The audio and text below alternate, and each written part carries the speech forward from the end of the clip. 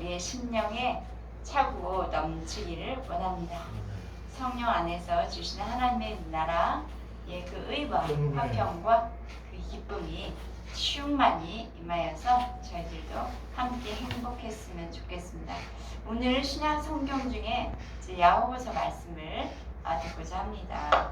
야고보서, 베드로 전서, 후서, 요한 1서, 2서, 3서, 그리고 유다서 이렇게 7개를 공동 서신이라고 합니다.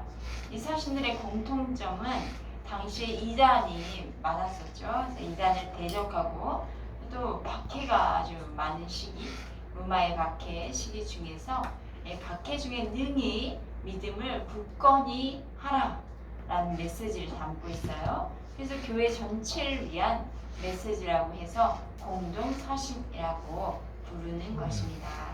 야고보서를 쓴 저자 누구입니까? 야고보죠. 야고보는 누구일까요?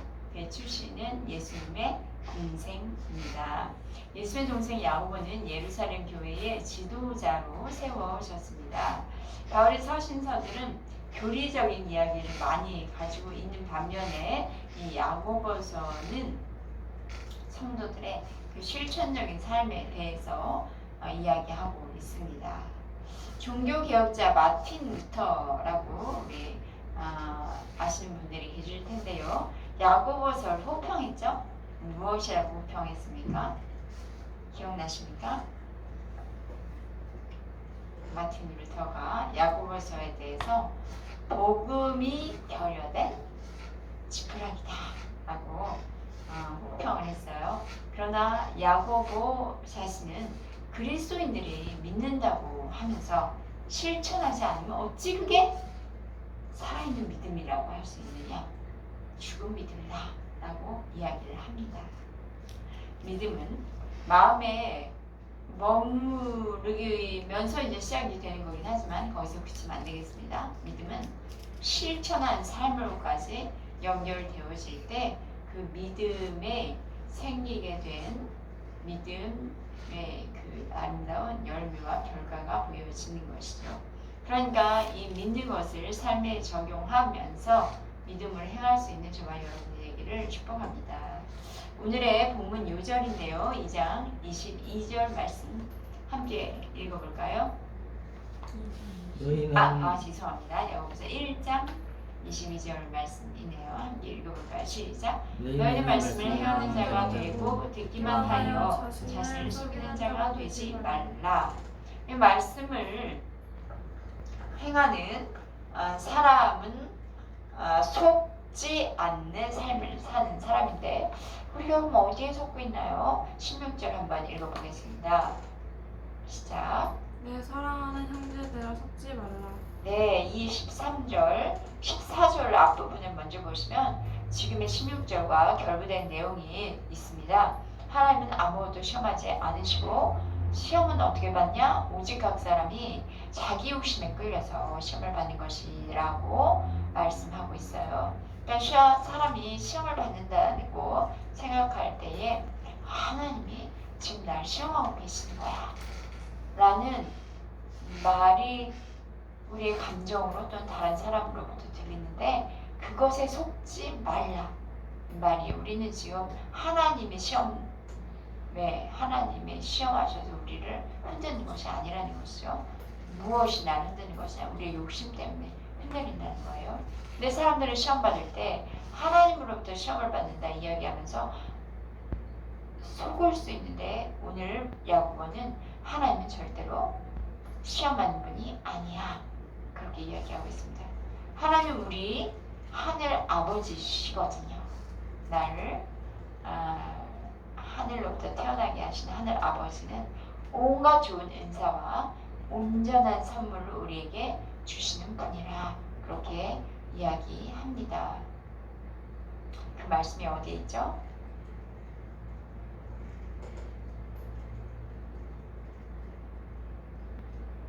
온갖 좋은 은사와 온전한 선물을 우리에게 주시는 아버지라고 소개되어 있는 본문에 있죠. 그 절이 있죠. 17절. 네, 읽어주십시오. 온갖 좋은 은사와 온전한 선물이 다 위로부터 이들의 아버지께로 내려오나니 그는 변함도 없으시고 회전하는 그림자도 없으시니라. 네, 하나님은 우리에게 좋은 것을 주시는 아버지예요. 사람들은 자신의 욕심 때문에 시험에 빠지고 자신의 잘못 때문에 고난을 겪으면서 자신이 겪는 모든 고난이 하나님으로부터 와서 하나님이 나를 지금 이렇게 훈련하고 계시는 거야 라고 생각하는 경향이 있습니다. 물론 모든 것이 고난이 아니라는 것을 저는 얘기하는 것이지 예외 상황은 있습니다. 우리는 고난에 대한 해석을 분별해서 잘 해야겠습니다. 다른 사람에게 미치는 고난뿐만 아니라 나 자신에게 오는 고난에 대해서도 분별을 좀 해야 해요. 그러니까 자발적으로 주님의 사명을 지고 가는 사람에게는 어떤 고난이 있죠? 네, 핍박이 있죠. 박해 같은 거죠. 아주 대표적인 사람은 바울 그렇게 볼 수 있어요. 그는 그 이후에 영광을 바라보기 때문에 주님이 가신 십자가의 그 고난의 길을 적극적으로 그것도 자발적으로 가는 거지 억지로 가는 것은 아니에요.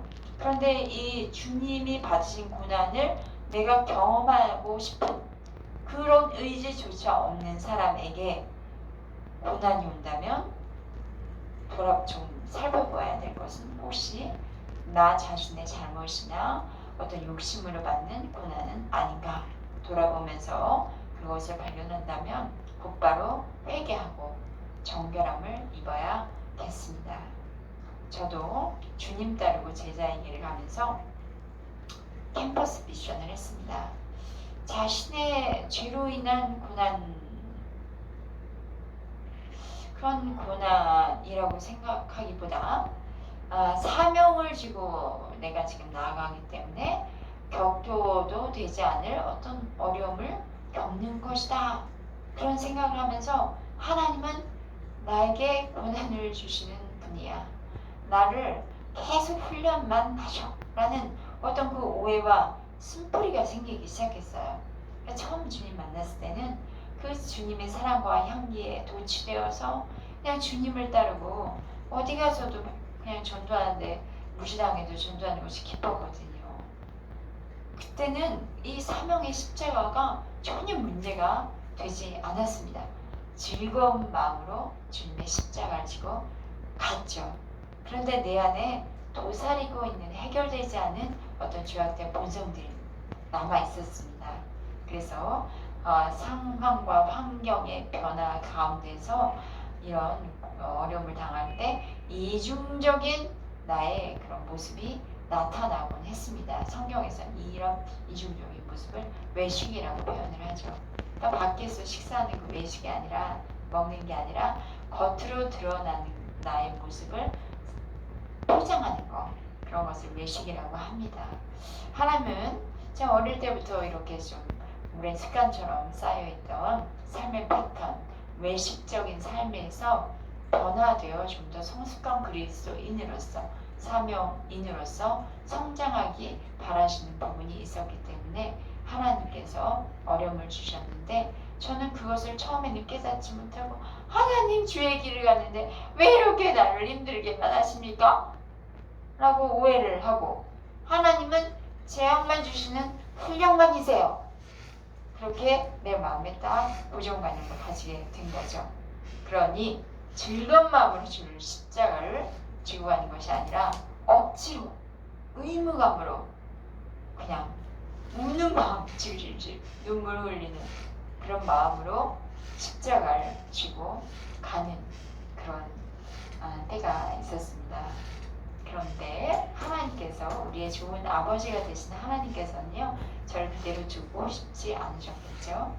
터닝 포인트 성령의 은혜로 말미암아 터닝 포인트를 주고 인생의 여러 문제들을 한꺼번에 겪게 하시면서 하나님이 바뀌셔야 돼요 하는 나의 마음이 이제는 제가 바뀌어야 되는군요 라는 것을 알게 하시고 회개하기 시작할 때부터 자상함과 그 선함과 따뜻한 배려와 인격적인 그 만남을 계속 저에게 하나님과의 관계를 맺게 하시면서 이제 기쁨도 경험하게 하시고 인격적인 그런 인도하심을 베풀어 주셨습니다.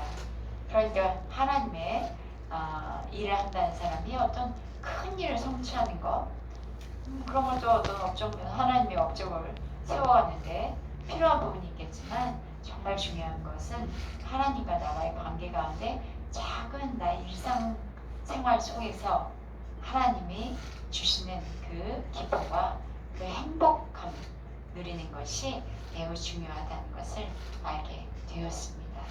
이렇게 하나님은 우리를 시험하는 분도 아니고 우리를 힘들게 막 어지럽게 흔드시는 분이 아니세요. 언제나 우리를 위해 가장 좋은 것을 주시는 아버지가 되십니다. 그래서 악한 자라도 좋은 것, 이건 제가 다시 찾아봤는데요. 마태복음 7장 11절 말씀에 있는 말씀입니다. 너희가 악한 자라도 좋은 것으로 자식에게 줄 알거든. 하물며 하늘에 계신 너희 아버지께서 구하는 자에게 좋은 것으로 주시지 않겠느냐 라는 말씀 하고 계십니다. 여기 계신 한 분 보면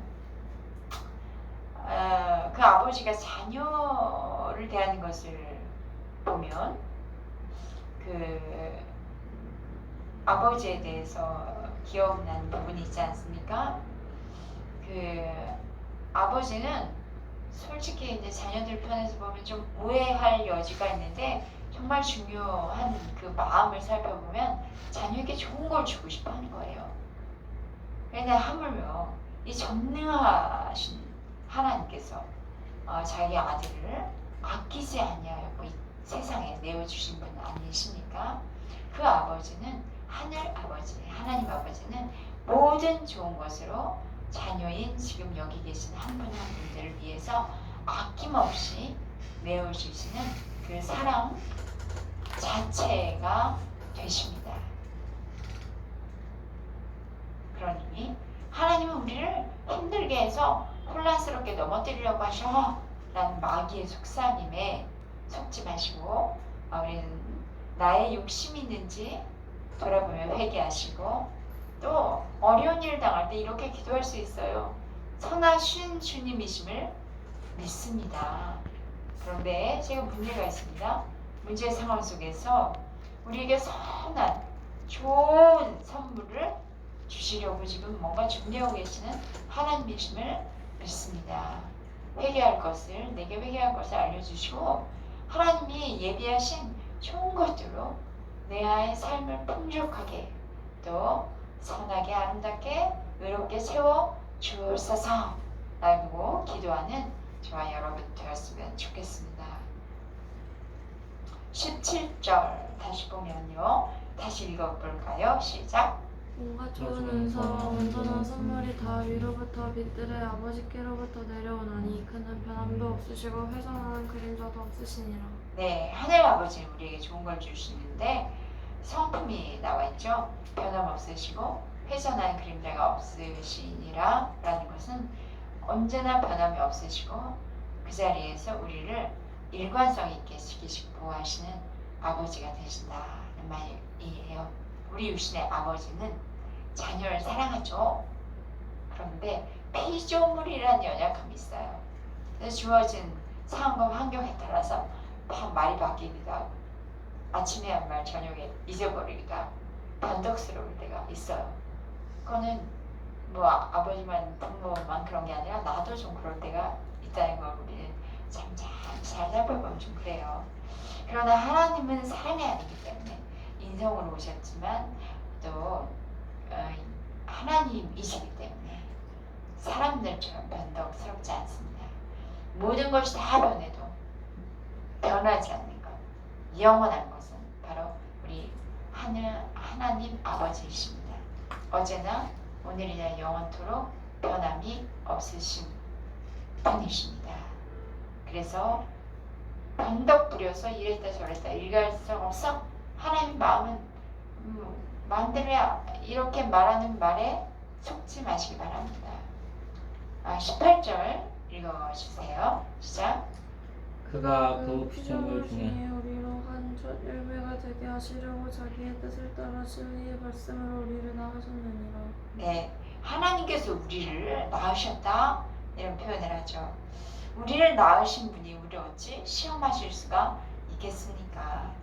또 여기서 한 첫 열매라고 표현되어 있는데 구약에서 이 한 첫 열매라는 것의 의미는 수확된 첫 곡물을 하나님께 올려드리는 거예요. 그래서 모든 곡식의 첫 소산이 하나님께 바쳐지듯이 구약에는 다 그랬습니다. 하나님을 섬기는 사람들이. 그런데 하나님의 은혜를 발견하고 회개한 그리스도인들은 특별히 하나님으로부터 선택된 사람들이기 때문에 모든 피조물을 다 대표한 첫 열매의 상징적인 의미를 가지고 있어요. 그래서 하나님께서는 우리를 낳으셔서 그 한 첫 열매가 되게 하셔서 하나님께 드리는 거예요. 하나님께서 우리 낳으신 것은 하나님의 뜻을 따라 진리의 말씀, 우리를 낳으셨는데 어떻게 낳으셨어요? 진리의 말씀으로. 보통 엄마들은 해산해수고로 아이를 낳죠. 근데 하나님은 진리의 말씀으로 우리를 낳으셨습니다. 하나님께서 우리를 낳으셨을 때 이 하나님의 뜻을 따라서 진리의 말씀으로 낳았다. 하나님의 뜻이 뭐야? 모든 사람이 바로 예수 그리스도를 통해서 거룩하고 흠이 없는 그런 하나님의 자녀가 되게 하시려는 것이 하나님의 뜻이요. 그 뜻대로 진리의 말씀을 따라 우리를 낳으셨습니다. 그러니까 우리는 지금 여기 계신 분은 예수 그리스도를 믿음으로 영접하셨죠? 그렇기 때문에 아멘입니까? 그렇기 때문에 우리는 진리의 말씀으로 거듭난 그리스도인이 되었고 새 피조물이 되었습니다. 보라, 이전 것은 지나갔으니 새로운 피조물이 되었도다. 새 피조물이 되었어요. 하나님, 우리는 이제 연약한 피조물의 그 존재가 연약한 피조물은 아니고요. 새 피조물이 되었습니다. 그래서 하나님은 우리를 하나님의 자녀 삼으셨기 때문에 이런 특별한 은혜와 복을 주신 것이에요. 그렇기 때문에 우리는 시험, 고난 이것을 당하게 하시는 그 하나님을 묵상하지 아니하고 우리를 새 피조물 삼으신 하나님을 묵상하면서 마귀의 속임에 속지 않는 여러분 저가 되었으면 좋겠습니다. 자, 말씀을 행하는 삶. 우리가 말씀을 듣고 행하는 자가 되어야 하는데 말씀을 듣고 행하는 자는 어떠한 삶을 사는지 조금 더 구체적으로 볼 수 있는데요. 19절과 20절 읽어주시겠습니다. 내 사랑하는 형제들아, 너희가 알지니 사람마다 듣기는 속히 하고 말하기는 더디하며 성내기도 더디하라. 사람이 성내는 것이 하나님의 의를 이루지 못함이라. 네, 오늘 아침에도 제가 이것에 대해서 좀 지적을 받았습니다.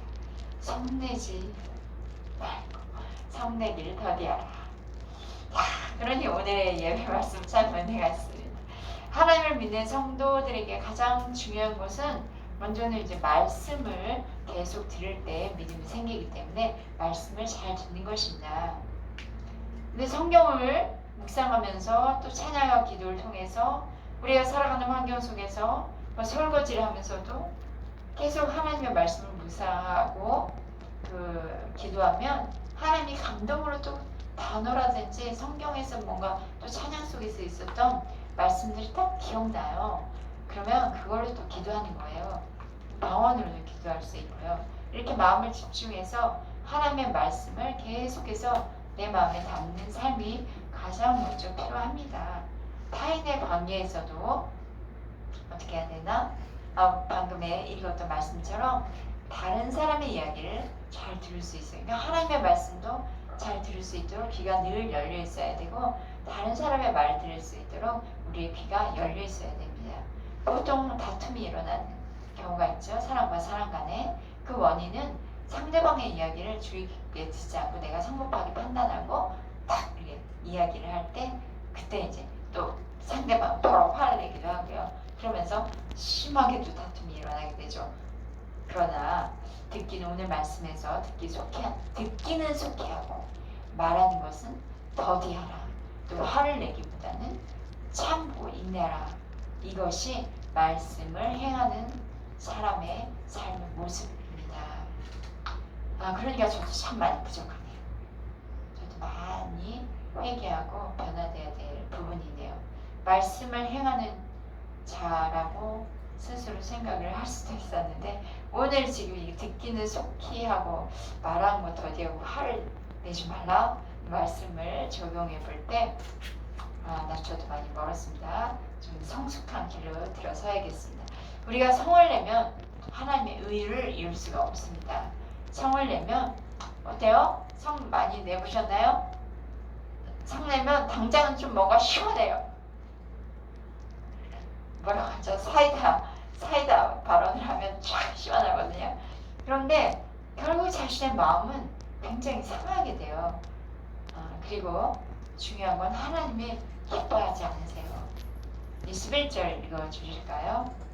그러므로 모든 더러운 것과 넘치는 악을 내버리고 너희 영혼을 능히 구원할 바 마음에 심어진 말씀을 온유함으로 받으라. 하나님의 말씀을 행하는 자는 말씀을 받고 근데 내 마음에 내 안에 말씀이 없으면 하나님의 말씀을 순종하면서 행할 수가 없겠죠. 근데 먼저 하나님의 말씀을 받고 말씀대로 살아가야 하는데 우리의 마음에 말씀이 받기 위해서는 깨끗한 상태로 되어야 말씀이 들어온다는 거예요. 여러 분주하고 세상적인 마음이 가득하면 하나님의 말씀이 내 안에 들어올 자리가 없습니다. 그래서 말씀을 담을 그릇인 내 마음을 청소하고 그 다음에 이제 말씀을 담아야 하겠습니다. 마음을 깨끗하게 하기 위해서는 더러운 것과 넘치는 악을 버리라 말씀하죠. 흙탕물이 묻은 더러운 옷 입고 이렇게 막 집에 들어와서 어떻게 해요? 속히 벗어 버리죠. 그런 것처럼 우리 안에 있는 더러운 생각과 악한 습관들은 확 벗어 버려서 정결하게 될 때 하나님의 말씀 받을 수가 있습니다. 그리고 나서 하나님의 말씀 이제 온전하게 온유한 마음으로 받는 것이죠. 이 온유한 마음으로 받는다. 그것은 겸손한 마음으로 말씀을 받는 것입니다. 22절과 24절까지 2, 3, 4절 읽어주십시오. 너희는 말씀을 행하는 자가 되고 듣기만 하여 자신을 속이는 자가 되지 말라. 누구든지 말씀을 듣고 행하지 아니하면 그는 거울로 자기의 생긴 얼굴을 보는 사람과 같아서 제 자신을 보고 가서 그 모습이 어떠했는지를 곧 잊어버리거니와. 네, 하나님의 말씀 듣기만 하고 실천하지 않는 것은 야고보는 속이는 자다. 누굴 속여요? 먼저 자신을 속이는 자다. 이렇게 이야기하고 있습니다. 이 말의 의미는 말씀 들으면 말씀을 행동으로 옮겨야 될 책임이 있다는 거예요. 그거는 뭐 선택이 아니에요. 말씀 들으면 말씀대로 행해야 돼. 그런데 실천하지 않으면 자신을 속이는 것과 똑같아. 이런 말씀을 하십니다. 말씀 듣고 행하지 않는 자세에 대해서 조금 더 비유를 하는 말이 거울로 자기 생긴 얼굴을 보는 사람과 같은 자세가 바로 말씀을 보는 사람인데 거울에 비춰진 자신의 모습을 보고도 보통 어떻게 해요? 얼굴에 뭐가 묻어있으면 씻어야겠죠.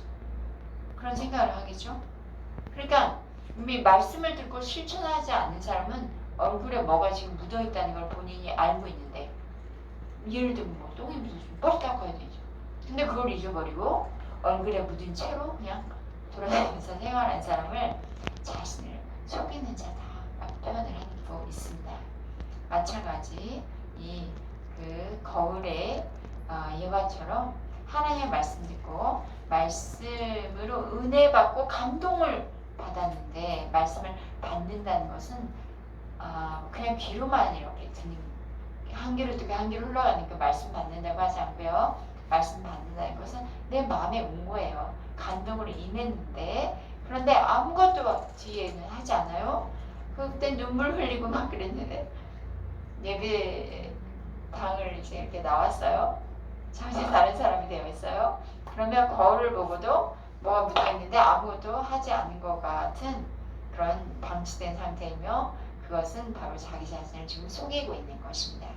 그러니까 우리가 말씀의 거울이 나를 비치고 내 모습을 발견했다면 정결하고 깨끗하게 되었다면 회개했다면 회개에 합당한 열매를 맺으라 하신 말씀처럼 내가 회개한 자로서 삶을 고쳐 가야 하고 말씀을 행하는 삶을 살아가는 그런 예분교회 성도님들 되시길 바랍니다. 자, 말씀을 행하는 사람은 경건한 삶을 사는 사람입니다. 경건하다라는 말 생각해 본 적 있어요? 저 사람 경건해. 저 사람 아닌 것 같아. 나 경건한 사람인가? 나는 교회 다니는데, 난 그리스도인인데, 그리스도인은 거룩하고 경건한 것과 굉장히 결부되어 있지 않습니까? 그런데 경건하다라고 진짜 칭할 수 있는 사람이 몇이네요. 몇 사람이나 있는가? 이런 것들을 한번 생각해 보기로 하겠습니다. 오늘 말씀을 행함에 대해서 이야기하면서 말씀대로 경건한 삶을 살아가는 삶을 실천하는 사람일 때에 하나님께서는 복을 주신다 그렇게 표현하고 있어요. 26절 읽어 주십시오. 누구든지 스스로 경건하다 생각하며 자기 혀를 제가 물들이지 아니하고 자기 마음을 속이면 이 사람의 경건은 헛것이라. 네, 신약 성경의 본문에 경건하다라는 헬러어가 참 많이 나오는데요. 이 원어를 보니까 기도문을 중얼거리다. 경건하다는 기도문을 중얼거리다 라는 헬라어 원어적 표현이 있다고 합니다. 이것은 당시 신약 성경에도 많은 유대인에게서부터 그리스도인이 나왔으니까요. 물론 이방인도 그리스도인이 되긴 했지만 이 예배의 외적인 모습이에요. 기도를 중얼중얼 거리는 것. 그런 사람을 보고 또 경건하다라고 표현한 것과 일치되는 어떤 그런 연관성 있는 단어 경건입니다. 이 경건하다는 또 기도하다, 구제하다, 금식하다와 관련되는 용어들이에요. 신약 성경에는 대표적인 이런 사람들이 있었죠. 바리새인들. 바리새인은 매우 외식적인데 그들은 처음부터 외식적이려고 하진 않았죠. 경건한 삶을 살려고 하다 보니 거기에 외적인 모습에 너무 치중하고 사람들이 나를 경건한 사람으로 봐주길 바랬기 때문에 그렇게 겉과 속이 다른 모습을 살았습니다. 어떻게 보면 경건한 척한 사람들이었어요. 그런데 그런 사람들 오늘 야고보서가 하는 말은 경건하다고 생각하며 자기 혀에 재갈을 물리지 않는다면 경건은 헛된 것이다. 그렇게 이야기하고 있죠. 자기를 속이는 것이다. 무슨 말인가? 겉으로는 경건한 척 하는데 그 입에서 나오는 말이 무슨 말인가를 잘 살펴보면 경건한 사람인지 아닌지가 알 수 있다는 얘기예요. 분별 가능하다는 얘기여도 내 마음에 난 지금 경건하게 살고 있거든. 교회에서 하나님 거 다 하고 있거든. 그런데 말이 나오는 걸 딱 들어보면 그 말은 이제 물론은 교회에서 그런 말 안 하겠죠. 바깥에서 그 사람이 친구들과 하는 이야기, 직장 동료 상사들과 하는 이야기, 그 말에서 무슨 말이 나오는가를 보면 진짜 경건한 사람인지 아닌지가 딱 분별되어진다는 거예요. 그러니 주님 말씀하세요. 야고보서를 통해서 말씀하세요. 혀에 재갈을 물어라. 혀에 재갈을 물지 않으면 경건은 헛된 것이다. 말을 함부로 하지 말라는 것입니다. 경건한 척하지만 더러운 말, 속어들, 비어들 또는 남에게 상처 주는 말, 비방하는 말, 저주하는 말 그런 말들 내가 지금 했는지 우리가 곰곰이 하루를 좀 생각해 보세요. 이런 혀를 가지고 계신다면 내가 신앙인이라 나 그리스도인이라 나 교회 다닌다 말을 하고 할지라도 헛된 경건이라는 것입니다. 헛된 경건 하나님이 보실 때에 헛된 경건이고요. 우리가 경건한 그리스도인으로 하나님이 주시는 복을 받고 누리려면 혀를 제어를 물려야 합니다. 그래서 성경에는 혀를 잘 사용하라고 하는 말씀이 참 많이 있습니다. 우리가 말을 조심하고 늘 복된 말로 칭찬하는 말, 격려하는 말, 사랑하는 말, 또 어떤 말이 있을까요? 위로하는 말, 또 어떤 말이 있을까요? 축복하는 말, 이런 말들을 좀 훈련하면서 사용해야 될 것 같습니다. 헛된 경건이 있는가 하면 복 받을 경건도 있습니다. 25절 읽어주십시오. 자유롭게 하는 온전한 율법을 들여다보고 있는 자는 듣고 잊어버리는 자가 아니요 실천하는 자니 이 사람은 그 행하는 일에 복을 받으리라. 네, 자유롭게 하는 온전한 율법은 무슨 말이죠? 궁금한데요. 모세의 율법으로 사람을 속박하는 그런 율법이 아니라 죄와 사망의 법의 그 권세 아래 묶여 있는 사람을 자유케 하는 복음을 이렇게 온전한 율법이다 이야기를 합니다. 또 실천하는 자란 복음을 듣고 실천하지 못할지라도 뭐 그 행할 것을 위해서 심사숙고한 사람이잖아요. 진짜 내가 이때 행해야 되는데 이것을 늘 의식하고 사는 사람도 실천하는 자에 포함한다고 볼 수 있습니다. 정말 해야 되는데 용기가 없어서 못하는 사람도 있을 수 있죠. 이 복음의 말씀을 듣고 말씀대로 이루어질 것을 믿고 말씀대로 산 사람은 하나님의 복이 넘치도록 있습니다. 말씀대로 믿는 자는 먼저 구원을 받게 되고요. 말씀대로 기도하는 사람은 응답을 받죠. 이렇게 우리가 말씀을 듣고 실천하는 경건한 그리스도인으로 살아갈 때에 하나님께서 주시는 복을 받습니다. 또 이 표현은 어떤 말씀이냐면 경건한 그리스도인에게는 자신에게 주어진 삶이 아무리 힘들고 또 어렵다 할지라도 그 말씀 안에서 위로도 받고 주님과 동행하는 삶을 살아가기 때문에 그 자체가 복이 된다는 것이죠. 그러면 27절 읽어주시겠습니다. 하나님 아버지 앞에서 정결하고 더러움이 없는 경건은 곧 고아와 과부를 그 환난 중에 돌보고 또 자기를 지켜 세속에 물들지 아니하는 그것이니라. 네, 그러면 진정한 경건에 대해서 조금 더 정의를 내려주시죠. 하나님 아버지 앞에서 정결하고 더러움이 없는 경건이다. 그럼 어떻게 하는 것인가? 구체적인 삶을 어떻게 살아야 하는가 보니까 이 경건은 먼저 자기를 세속에 물들게 하지 않는 그런 하나님 앞에서의 두렵고 떨리는 자세로서 예배하는 자세를 말합니다. 또 하나는 사람들과의 관계에서는 하나님의 자비를 베푸는, 그러니까 곧 고아와 과부를 환난 중에 돌보는 자가 바로 세속에 물들지 않는 경건한 자이다. 이렇게 말씀하고 계십니다. 예봉교회 모든 성도들이 하나님의 말씀을 듣고 행하는 삶을 살기를 축복합니다.